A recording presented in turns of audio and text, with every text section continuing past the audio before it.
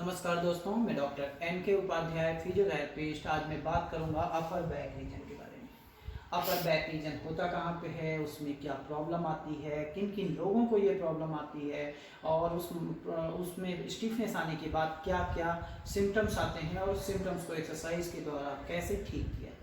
तो आइए पहले जान लेते हैं अपर बैक रीजन होता कहाँ है। अपर बैक रीजन हमारे नेक सर्वाइकल रीजन के ठीक नीचे का पार्ट और लोअर बैक के ऊपर का पूरा पार्ट, मतलब नेक के नीचे से लेके मिडिल बैक तक का पूरा पार्ट अपर बैक रीजन कहलाता है। एग्जैक्टली समझने के लिए शोल्डर ब्लेड होते हैं, दोनों ब्लेड के बीच के पार्ट को अपर बैक रीजन बोलते हैं। अपर बैक रीजन ये तो हो गया अपर बैक रीजन होता है। अब आइए जानते हैं अपर बैक रीजन में जो मसल्स होती है, जो यहाँ से यहाँ तक की कवर मसल्स होती है, जब वो स्टिफ हो जाती है तो उसकी वजह से हमारे नेक में रेडिएटिंग पेन, शोल्डर में पेन आना, शोल्डर की ब्लेड्स हैवी हो जाना, और कई लोगों की शिकायत होती है जैसा कि हमारे इस रीजन में काफ़ी पेन होता है। तो ये सारे सिम्टम्स हमारे अपर बैक रीजन में मसल्स के स्टिफनेस से आता है। आइए जानते हैं अब ये किन लोगों को होता है। तो ये एजिंग प्रोसेस, ये कैल्शियम कम हो जाना बॉडी में, विटामिन की कमी हो जाना, ओवरवेट होना, और जैसा कि हम लोग जो वर्किंग में लोग हैं, जैसे ऑफिस में हो गए, हम लोग बुक्स पढ़ते हैं, मोबाइल यूज़ करते हैं, बहुत ज़्यादा दूर की ड्राइविंग करते हैं, ऐसे लोगों में जब हम लोग गलत पोस्चर में ये वर्क करते हैं तो ये प्रॉब्लम जनरेट होती है। आइए बताता हूँ पोस्चर क्या होता है। होता क्या है, जब हम लोग बुक्स पढ़ते हैं या कंप्यूटर यूज करते हैं तो एक प्रॉपर सिटिंग चेयर का इस्तेमाल करते हैं, उस पर हम लोग बैठते हैं, नॉर्मल यूज करते हैं। थोड़ी देर के बाद हम लोग अनकॉन्शियसली कंफर्टेबल जोन में जाते हैं और हम लोगों का पोस्चर ये हो जाता है।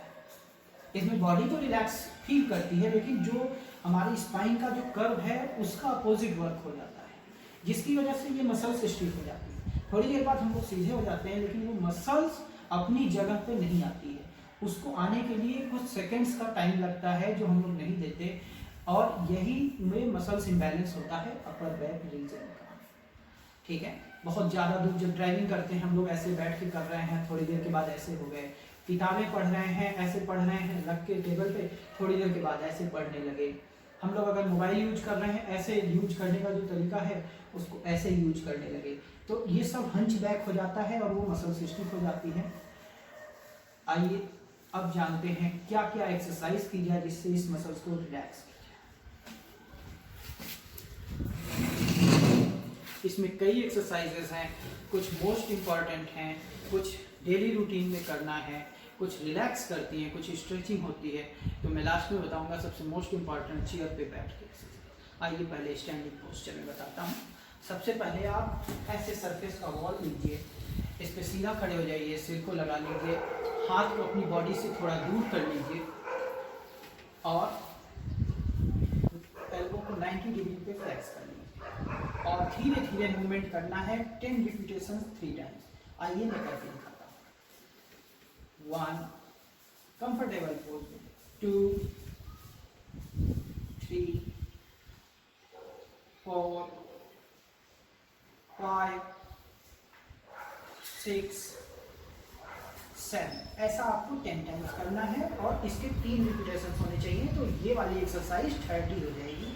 हर रिपीटेशन के बीच में 15 तक काउंट करके रेस्ट कर लीजिएगा। ओके, अब दूसरी एक्सरसाइज इसी पोज में होगी, लेकिन वो शुरुआत यहाँ से होगी। जैसे आप नमस्कार करते हैं उस पोज में आना है, आपका फोर टच होना चाहिए, उसके बाद ये खुलेगा और पीछे वॉल को टच करेगा। वाह, खुलेगा, और ये ऐसे नहीं होगा दिस इज रॉन्ग, ऐसे नहीं होगा दिस इज रॉन्ग। आपको सामने जैसे आपके फोरआर्म बंद हो, आपको आगे दिखना नहीं चाहिए। 1, आगे दिखना नहीं चाहिए, 2 3, और वॉल टच करके ही वापस आइए। एक्सरसाइज का मेन रूल होता है आप वहां पे वापस जाइए और वापस आइए। 6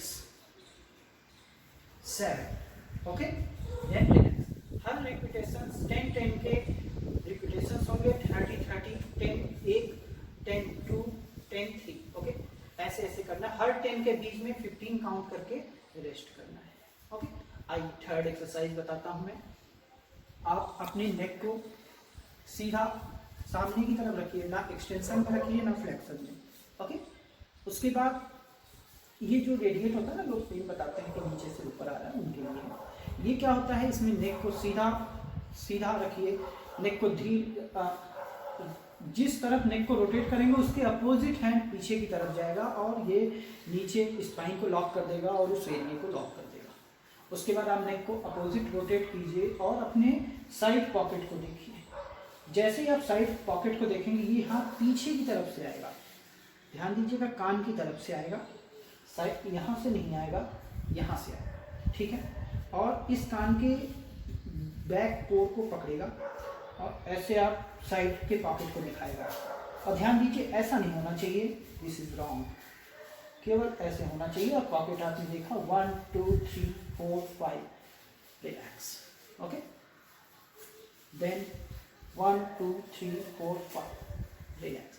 ऐसा आप 15 टाइम्स कर सकते हैं और 10 तक काउंट करके होल्ड करके। अगर किसी का ऐसे करने पे कम स्ट्रेच हो रहा है तो समझना चाहिए वो स्टिफ है, इसलिए फुल रेंज नहीं ले रहा है, तो कोई ज़रूरत नहीं है आपको बहुत ज़्यादा स्ट्रेचिंग लेने की, ठीक है। ओके, आइए अब मैं आपको एक जो सबसे मोस्ट इम्पॉर्टेंट एक्सरसाइज है जिसमें ज़्यादा रिलैक्स मिलता है वो भी एक एक्सरसाइज बताता हूँ। वो सिटिंग पोस्चर में करना है विद टॉवेल। आपके पास एक ऐसा टॉवेल होना चाहिए, ठीक है। इस टॉवेल को आप रोल बनाइए, ठीक है, यहाँ एक आपकी चेयर होनी चाहिए जो कि ऐसी होनी चाहिए, इतनी हाइट की, बैक हाइट इतनी नहीं होनी चाहिए।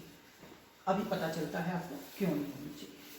आप सीधा इस चेयर पे बैठ जाएंगे, आपका ये चेयर का लेवल जो है ये मिड बैक तक ही आएगा। ओके, उसके बाद आप इस टॉवेल को पीछे की तरफ ऐसे ऐसे रख लीजिए, जैसे आप बाथरूम में टॉवेल रख के लोग जाते हैं, तो ऐसे रख लीजिए। इस टॉवेल को ऐसे पकड़ना है, ध्यान दीजिएगा, ऐसे अंगूठा ऊपर, मार्किंग ये ऊपर की तरफ। ओके, ध्यान दीजिएगा, ऐसे नहीं होगा, ऐसे नहीं पकड़ना है, दिस इज रॉन्ग। आपको इसको ऐसे ही रखना है। ओके, उसके बाद ये पोस्चर होना चाहिए। आप बैक पे पूरा सपोर्ट ले लिया आपने, आप अपने एल्बो, यहाँ एल्बो ऊपर उठाइए अपने अंगूठे को देखते हुए, 1